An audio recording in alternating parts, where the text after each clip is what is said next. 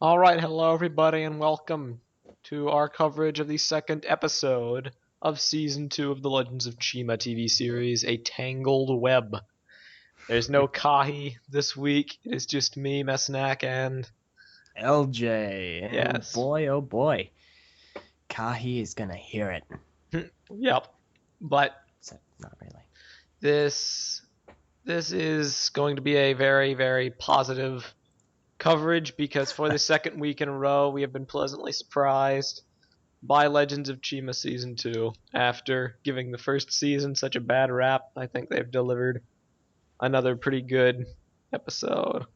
I'd like to believe that maybe, just maybe, they've seen some of the videos that we put out regarding the first season, and they've taken from that and learned, because this season so far is a lot better.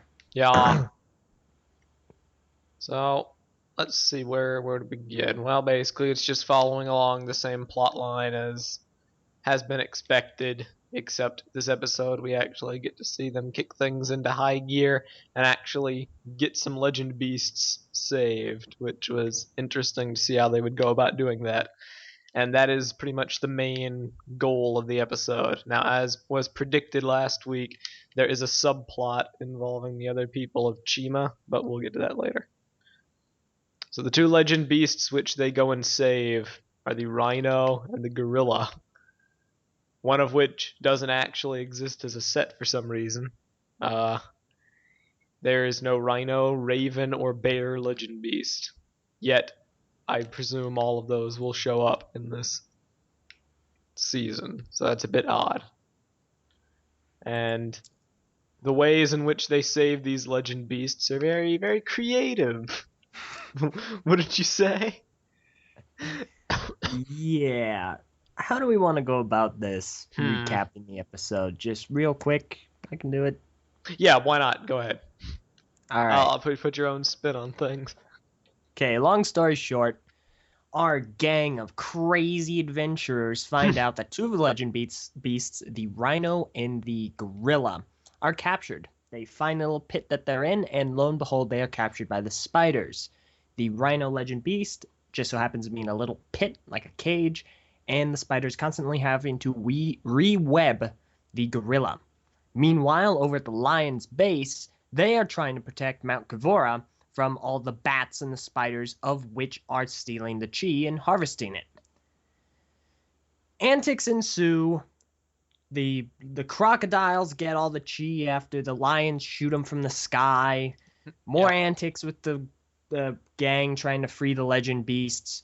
Rogan becomes incredibly smart, and the huge tank thing that they have gets turned into a giant fly, because the rest of the gang figure, well, hey, spiders are like flies, why don't we try and distract them with a giant fly? They run on down there, get the beasts out, antics ensue. Shadowwind appears and saves Krunket, who seems to be falling for him, unfortunately enough. And they get the Chrominus chi, can't they catch a protect break. Mount Kavora. We find out how they plugged it up. Antics ensue. It's cookies at the end. This is your that. Love triangle. That's like the best quote to summarize this episode. Antics ensue. Antics ensue because it's great. There's constantly something going on, and they do it so well. Yeah, there's constant comedy that's not, okay, yeah, there were a couple moments where there were bad jokes and one-liners, but it was like they set them up to be that. They didn't think they were legitimately funny. The rest of the jokes, they were done in such a way that's very different from the first season, like with the fly concept. Everybody was skeptical of it and didn't really want to do it, and the wolf looked like he wished he were anywhere else all Yeah. through the episode, and Krager was making fun of him for that later on. Um, let's see what to cover. So pretty much the biggest thing that I feel will resonate, not really resonate, but make an impact with a lot of people is what happened to Rogan, the Rhino. Now, so this is a bit interesting because apparently, I guess first of all I should mention that there was a stowaway like I predicted, because the set actually comes with said stowaway Rhino, who for some reason has decided to tag along because she has a crush on Rogan, and insert love triangle here between, the eagle, Ares, Gosh. and it's kind of forced, but hey, it could have comedic potential later down the road. We'll see where it goes. And apparently, when Rogan is around this Rhino legend beast, he becomes super smart, and he talks in long-winded ways and does crazy things like making giant calculating devices made of rocks and doing crazy stuff all throughout the episode, only to have all the rocks go down a hill at the end, and he says it's like bowling. And Yeah. why the reason I mentioned the stowaway rhino first, whose name is Renona, is because this doesn't affect her at all. And Alder, you pointed this out during the episode. Why not? Is Rogan Yeah. special? He doesn't seem special. He seems like your average rhino.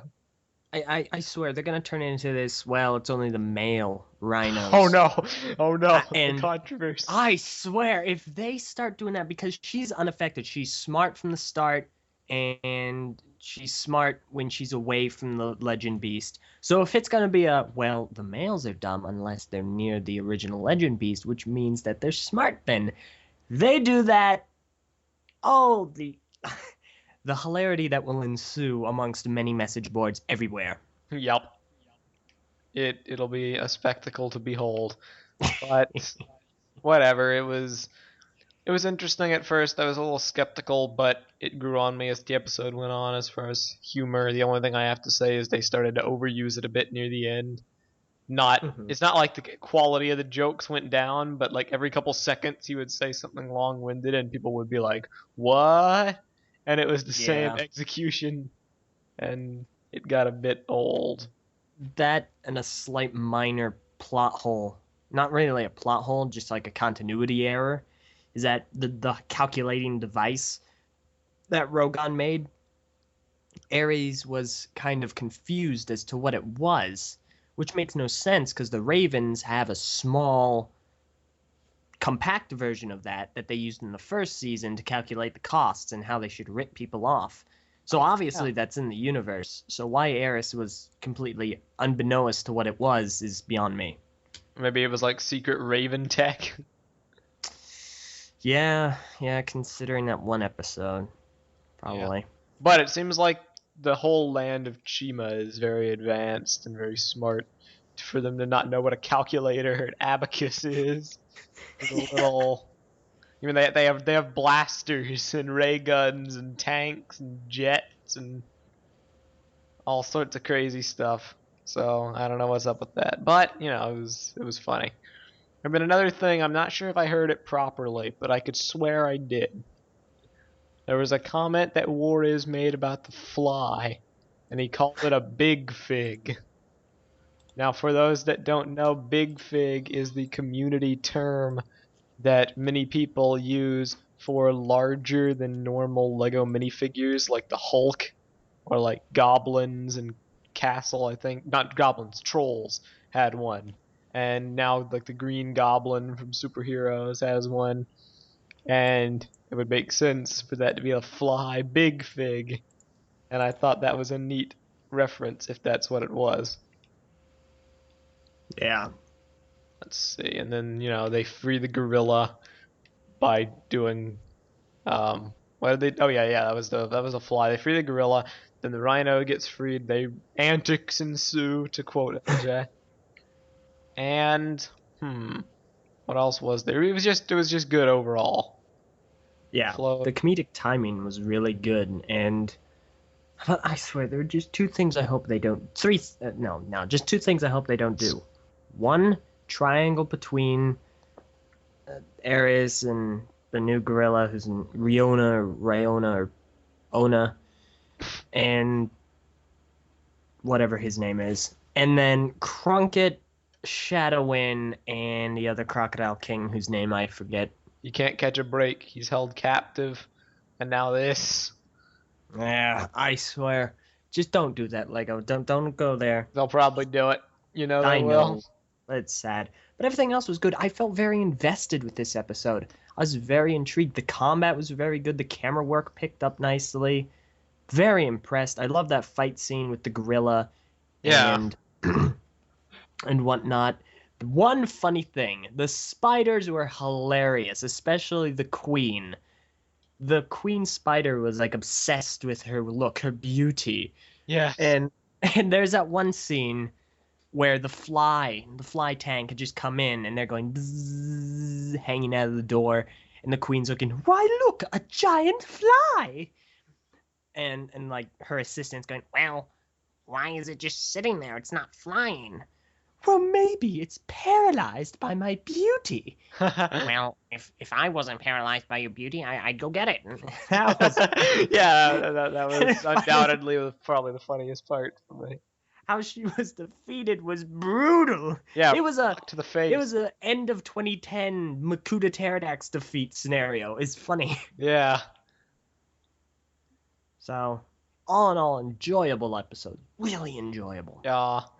I honestly think that is pretty much all I have to say. Now, undoubtedly, every episode does have cons.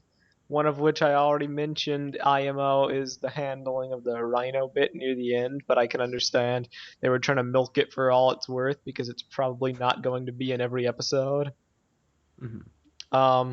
The only other thing that I want to mention as far as a negative goes is the stupid bear.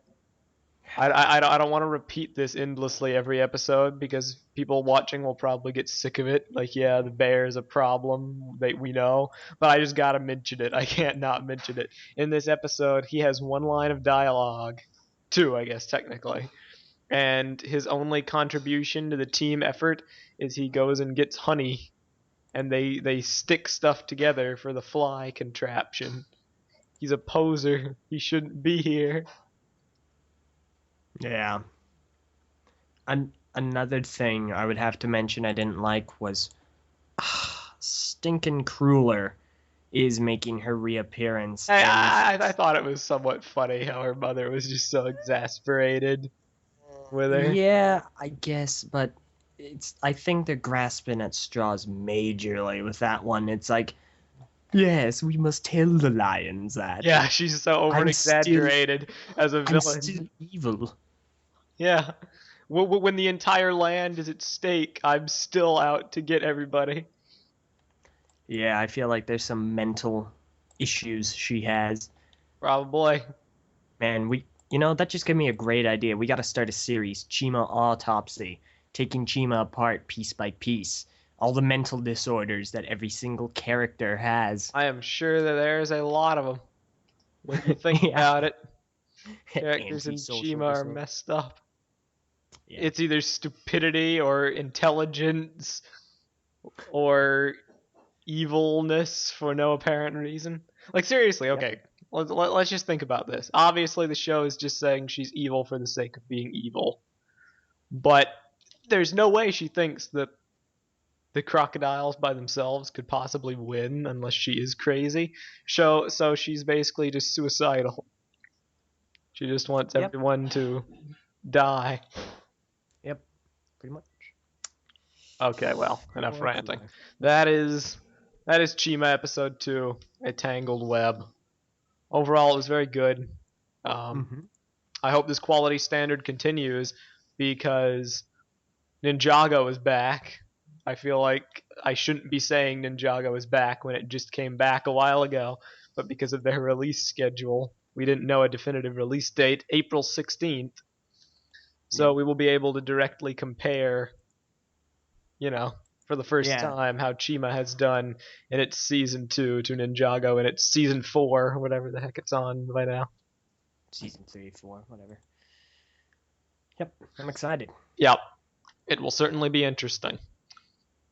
But until then, that has been our coverage of Chima episode 2, A Tangled Web. Please like, favorite, rate, comment, subscribe, etc., all that fun stuff. And we will see you next week for the next episode. Overall, I would give this episode an 11 out of 10. I would watch again. He's lying. I had to get that rhyme in there. Anyway, adios, everybody. Yep.